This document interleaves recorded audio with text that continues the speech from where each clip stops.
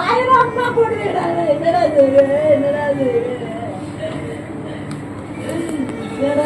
எனக்கு இப்படி கட்டளை கொடுத்துட்டானே, என் பிள்ளைய பிடிக்கிட்டு பிடிக்கிட்டானே.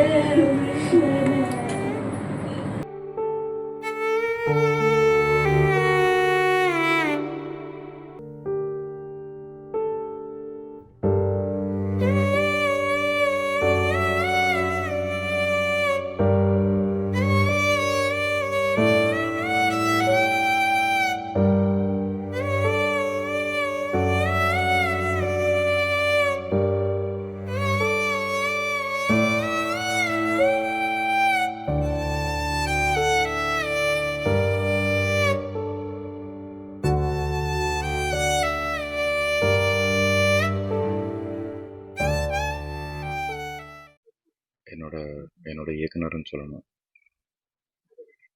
ஒரு பிரதர் மாதிரி தான் கூட பழகினாரு. பொதுவாக நம்ம அப்பா அடிக்கடி ஒரு விஷயம் சொல்லுவார், நம்ம வாழ்க்கையில் சந்திக்கிற ஒவ்வொருத்தரும் நம்மளுக்கு ஒரு ஆசான் மாதிரி அப்படின்னு. அந்த மாதிரி விக்ரம் பிரதர் நிறைய விஷயங்கள்ல எனக்கு ஒரு ஆசானாக இருந்திருக்காரு. நான் பிறந்து வளர்ந்து நான் பார்த்த கல்ச்சர் இது எல்லாமே வேறு. ஆனால் அவர் சினிமாவில் இது மட்டும் இல்லை, உங்களை வேறு மாதிரி காட்டலாம் அப்படின்னு வேற ஒரு கல்ச்சர்கிட்ட என்னை அறிமுகப்படுத்தினார். ரொம்ப டீப் சவுத்துன்னு கூட்டிகிட்டு போனார் ராவணக்கூட்டம் படம் மூலிமா. அங்கே இருக்கிற கல்ச்சரை எனக்கு கற்றுக் கொடுத்தாரு, என்னை பழக விட்டார். ஒரு மண்ணின் மைந்தரா என்னை மாற்றி விட்டார். இது மாதிரி நிறைய விஷயங்கள் நான் லைஃப்பில் நான் பார்க்காத நிறைய விஷயங்கள் அவர் மூலிமா நான் கற்றுக்கிட்டேன். Very very talented person. அவரே ரொம்ப ஒரு டீப் ரூட்டான ஒரு நம்மளோட கலாச்சாரத்தை மதிக்கிற ஒரு மனிதர் தான். என்னை பொறுத்த வரைக்கும் நிறைய கதைகள் அவர்கிட்ட கேட்டிருக்கேன். அவர் எடுக்கணும்னு நினச்ச சினிமா எடுக்க முடியாமல் இன்னைக்கு நம்மளை விட்டு போயிட்டாருன்னு நினைக்கிறப்ப ரொம்ப கஷ்டமாக இருக்குது. அவரோட தகுதிக்கான அவரோட டேலண்ட்டுக்கான ஒரு தீனி அவருக்கு கிடைக்காமலே நீங்கள் நம்மளெல்லாம் விட்டு போயிட்டாருன்னு நினைக்கிறப்ப ரொம்ப ரொம்ப கஷ்டமாக இருக்குது. கண்டிப்பாக ஹி வில் பி மிஸ்ட். நான் அவரை ரொம்ப மிஸ் பண்ணுவேன், என்னோட சார்பாகவும் என்னோட குடும்பத்தோட சார்பாகவும்.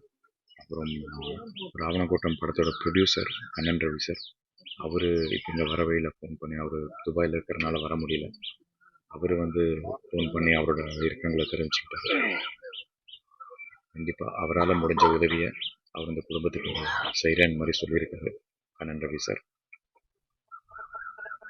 விக்ரம் பிரதரோட ஆத்மா சாந்தி அடைய நான் வேண்டிக்கிறேன். எல்லாருக்கும் வணக்கம். விக்ரம் சுகுமாரன் சார் இறந்தது உண்மையாகவே பயங்கர ஒரு ஷாக்கான ஒரு விஷயந்தான். ரொம்ப மனசு கஷ்டமாக இருக்குது. ஏன்னா எனக்கு முதல் சினிமாவில் ஒரு ப்ராமினெண்ட்டான ஒரு ரோல் நான் நடித்தது ஏன்னா நிறைய பேர் என்னை பாராட்டின ஒரு படம் மலையாள கூட்டம். ஸோ எக்ஸ்ட்ராடினரி ஃபிலிம் மேக்கர், ஒரு பயங்கரமான ஒரு டைரக்டர். அவர் நிறைய கதைகள் சொல்லியிருக்காரு, அது எல்லாமே எப்போமா படம் வரும்னு சொல்லிட்டு ரொம்ப எதிர்பார்த்துக்கிறோம். ஸோ இந்த டைம் இந்த மாதிரி ஆனது ரொம்ப கஷ்டமாக இருக்குது. கண்டிப்பாக ஒரு படம் தான் நான் ஒர்க் பண்ணேன். பட் ஆனால் அதில் நான் கற்றுக்கிட்ட விஷயங்கள் நிறைய. இது திடீர்னு நேற்று இது சொன்னோடனே அதுக்கப்புறம் நிறைய படங்களுக்காக பேசணும், சிலது நடக்காமல் போயிடுச்சு. ரொம்ப கஷ்டமான விஷயந்தான். அவங்களோட குடும்பத்துக்கும் நண்பர்கள் எல்லாருக்குமே என்னோட ஆழ்ந்த இரங்கலை தெரிவிச்சுக்கிறேன். அண்ணன் விக்ரம் சுகுமாரன் தான் சொல்கிறது. பாலுமேந்திரா சார் கூட ஒர்க் பண்ணும்போது அவங்க ஆஃபீஸ் போகும்போதே எனக்கு பழக்கம். ஒரு தம்பியாக நிறைய முறை பேசியிருக்காரு சினிமாவை பற்றி. இதெல்லாம் படம் பண்ணதுக்கப்புறமும் சரி, நிறைய சந்திக்கும் போதெல்லாம் ஒரு நல்ல சினிமாவை, நல்ல கிராஃப்டை, ரொம்ப ஆழமான அழுத்தமான கேரக்டர்ஸ் கதைகளை பற்றி பார்த்த உடனே விவாதிக்கக்கூடிய ஒரு நெருக்கமான ஒரு அண்ணனாக இருந்தார்.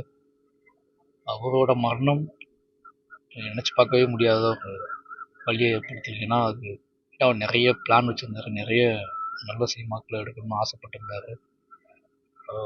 ரொம்ப காத்திரமான ஃபைட் பண்ணக்கூடிய ஒரு மனிதராக இருந்தார். அண்ணனோடைய இறப்பு ரொம்பவே எதிர்பார்க்க முடியாத ஒன்று. நிச்சயமாக அவரோட படைப்புகளின் வழியாகவும் சரி, அவரோட கனவுகளின் வழியாகவும் சரி, ரொம்ப நாள் எல்லா மனசுலையும் நிலைத்திருப்பார் அப்படின்னு நம்புகிறேன். சினிமா துறையில் வந்து ஒரு நல்ல ஒரு இயக்குனர், நல்ல ஒரு ஆக்டரை இழந்திருக்குன்னு தான் சொல்லணும். ராவணகோட்டம் படம் மூலமாக பல எதிர்ப்புக்கு அப்புறம் ஒரு புதுமுகம் எனக்கு ஒரு வாய்ப்பு கிடைச்சி நான் இன்னைக்கு சினிமா துறையில் தெரிஞ்சு விடாமுயற்சியும் சில படம் பண்ணுறேன் அப்படின்னா அதுக்கு அண்ணன் ஒரு முக்கியமான காரணம். விக்ரம் சுகுமாரன் அண்ணன் தம்பி தம்பின்னு தான் சொல்லுவார்.